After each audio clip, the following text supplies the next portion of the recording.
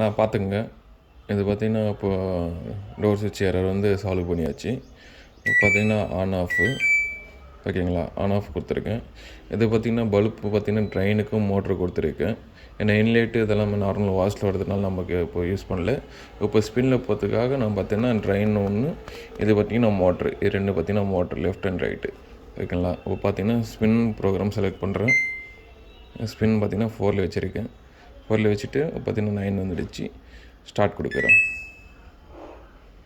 Start கொடுத்துட்டு பார்த்திங்கன்னா error வரல. ட்ரெயின் மோட்ரு மட்டும் இப்போ பிளிங்க் ஆகின்னு இருக்குது. இன்னும் கொஞ்சம் நேரத்தில் போயிருந்துச்சுன்னா வாஷ் மோட்ரு கொஞ்சம் பிளிங்க் ஆகிடும். ஏன்னா இப்போ வந்து ஃபுல் வாட்டர் வந்து வெளியே எத்தனை இருக்குது, அதனால் வந்து ட்ரெயின் வந்து க்ளோ ஆகின்னு இருக்குது. இன்னும் கொஞ்சம் நேரத்தில் வாஷ் மோட்ரு ஒர்க் ஆகும். இப்போ பார்த்திங்கன்னா வாஷ் மோட்ரு வந்துடுச்சு. அதே டைமில் எரர் எதுவுமே வரல.